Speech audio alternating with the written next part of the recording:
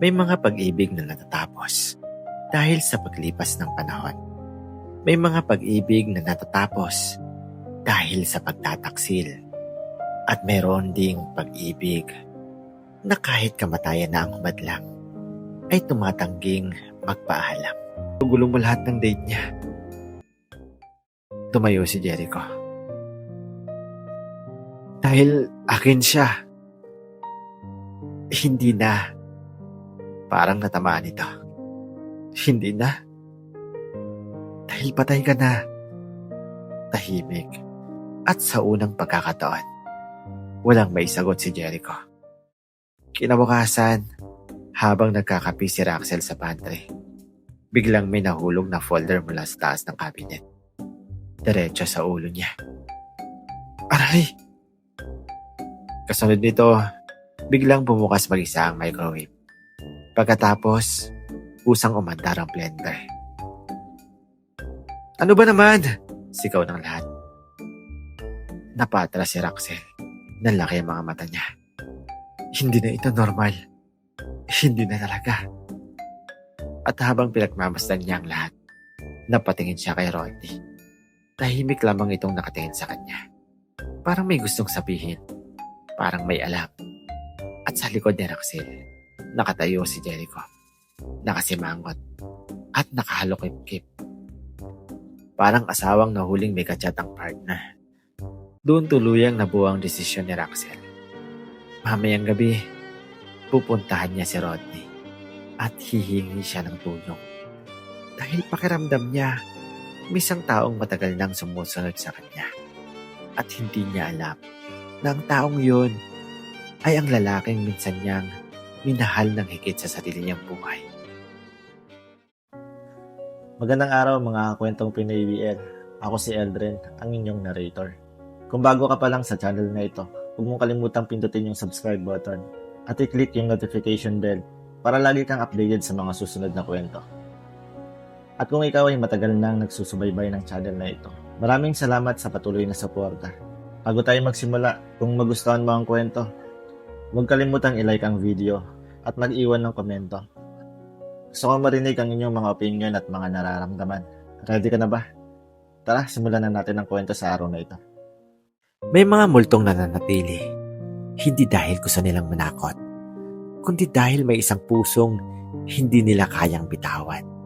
At kung minsan, mas nakakatakot ang isang pusong hindi marunong magpaalam kaysa sa isang bahay na puno ng mga multo. 9:00 ng gabi, nakatayo si Raxel sa harap ng apartment ni Rodney. Halatang nag-aalinlangan. Ilang beses niyang itinaas ang kamay para kumatok, pero ibinababa rin. Hanggang sa maya-maya bumukas ang pinto. Si Rodney, mukhang bagong ligo. May hawak pang toothbrush. Raxel? Napakamot sa ulo si Raxel. Pasensya na. May gusto sana akong itanong. Biglang nanlamig ang mukha ni Rodney. Dahil sa likod ni Raxel, nakatayo si Jericho. Nakangisi at kumakaway. Surprise! Napangiti si Rodney. Nako! Pagpasok ni Raxel, napansin niyang kakaiba ang apartment. May mga asin sa bawat pintana. May mga anting-anting na nakasabit. May mga wind chime. May maliliit na kampana. May crucifix halos sa bawat sulok. Napakunot noo siya. Religious ka pala. Napakamot si Rodney. Hindi. Safety equipment. Ha? Wala. Kalimutan mo na. Sa likod nila, iniikot ni Jericho ang mga mata. Okay talaga. Paglapit niya sa pintuan, bigla siyang napatras. Ay! Napahawak siya sa noo. May asin pala. Hindi fair. Tumawa si Rodney. Effective pa rin pala. Nagulat si Raxel. Anong nakakatawa? Wala. Umupo silang dalawa sa sala. Tahimik. hanggang si Raxel na ang unang nagsalita. Rodney, totoo ba na nakakita ka ng multo? Natahimik ang buong apartment. Maging si Jericho. Napatigil sa kakakulit. Napayuko si Rodney. Hindi. Pero, napahinto siya. Hindi niya kayang magsinungaling. Lalo na habang nakatingin si Jericho sa kanya. May mga pagkakataon na may mga bagay ako nakikita. Nalaki ang mga mata ni Raxel. Hindi ka nagbibiro. Umiling si Rodney. Hindi. Biglang lumapit si Jericho. At halos tumingin ang mukha sa mukha ni Rodney. Sabihin mo. Sabihin mong nandito ako. Tumikhim si Rodney. Hindi ganun kadali. Bakit? Dahil baka mawalan siya ng bait. Nagtaas ng kilay si Jericho. Mas baliw ka. Napabuntong hininga si Rodney. Sige. May isang tanong ako. Napatingin si Raxel. Sa lahat ba ng kakaibang nangyari, may pakiramdam ka bang may isang tao kang kasama? Napalunok si Raxel. Oo. Parang may nakatingin. May sumusunod. May nagbabantay. Unti-unting nawala ang ngiti ni Jericho. Tahimik siyang tumingin kay Raxel. Bakit? May ilang tanong ni Rodney. Hindi ka ba natatakot? Napangiti si Raxel. Hindi. Dahil parang ilala ko siya. Tumigil ang oras. Napapikit si Jericho. Unti-unting namuo ang luha sa kanyang mga mata. Kahit multo, marunong pa rin umiyak. Sabi ko na nga ba, may nanyang bulong. Hindi niya ako nakakalimutan. Tahimik na pinunasan ni Rodney ang sariling mata.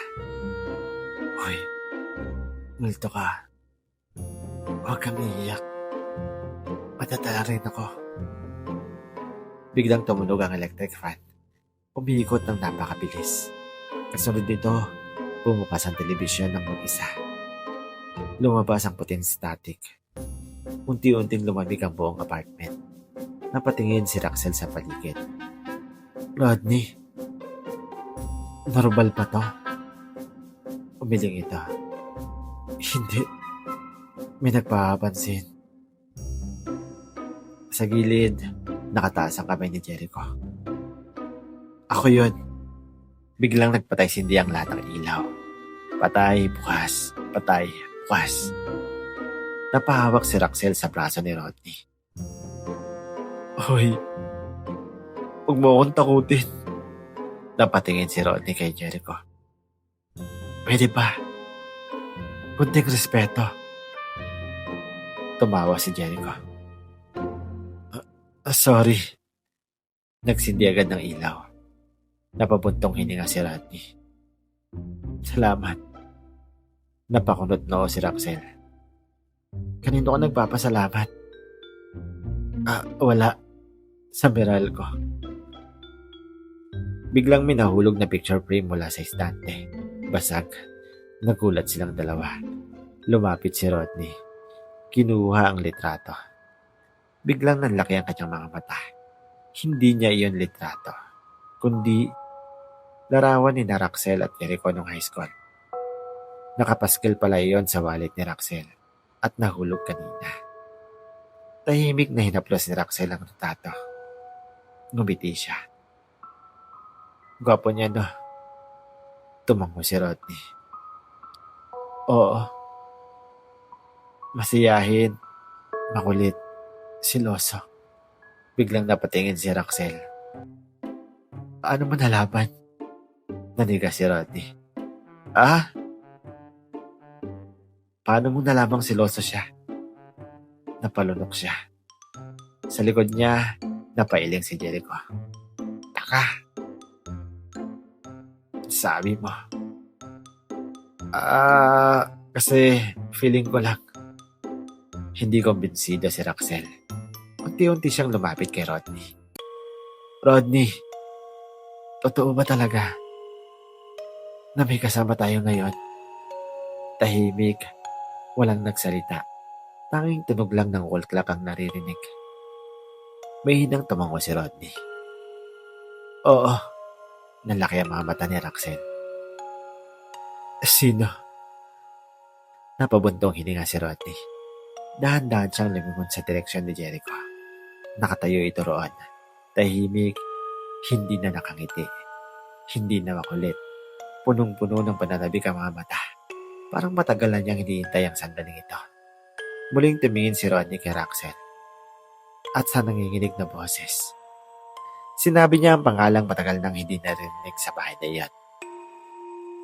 Jericho. Parang tumigil ang mundo. Nalaglag ang hawak na picture frame ni Roxel. Unti-unting namuha ang luha sa kanyang mga mata. Huwag kang magbiro.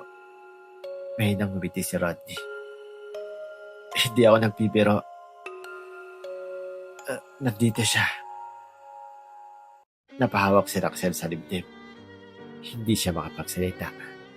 Hindi siya makaiyak. Hindi siya makahinga. Habang si Jericho, tahimik lang na nakatingin sa pinakamamahal niyang tao. 2 taon na niya itong gustong marinig. Na may isang taong, sa wakas, nakakaalam na naroon pa rin siya.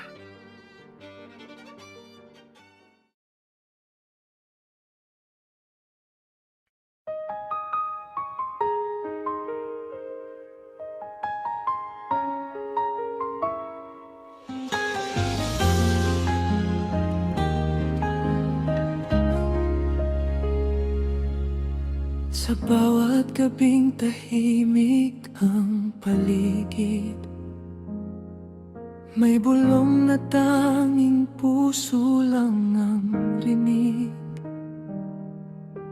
Akala ko'y tuluyan ka nang nawala, ngunit bawat hangin, ikaw ang kasama. Kahit hindi na kita mahawakan, nararamdaman pa rin ang iyong pagmamahal. Sa pagitan ng luha at ng mga ngiti, nariyan ka pa rin sa bawat sandali. Kung kailangan kita palayain, hindi ibig sabihin nun ay lilimutin.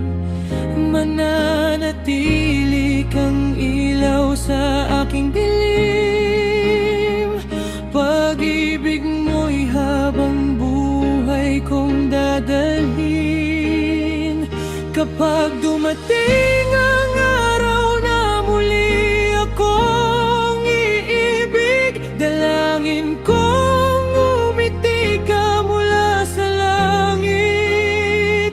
Dahil ang pagmamahal ay hindi nagwawakas, nagpapalit lang ng anyo at nananatili sa puso magpakailanman.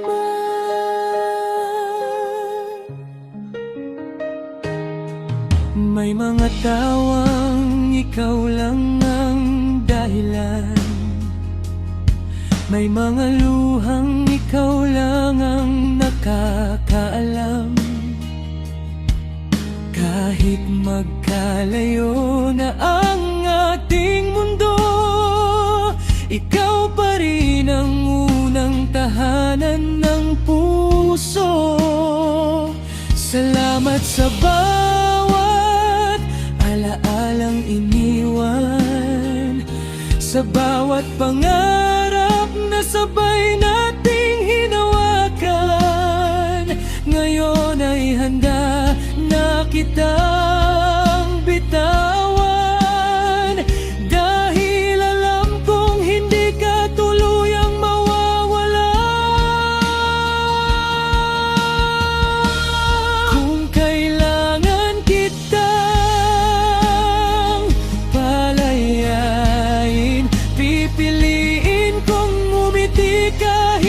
sakit pa rin sa bawat bagong umagang sisikat muli.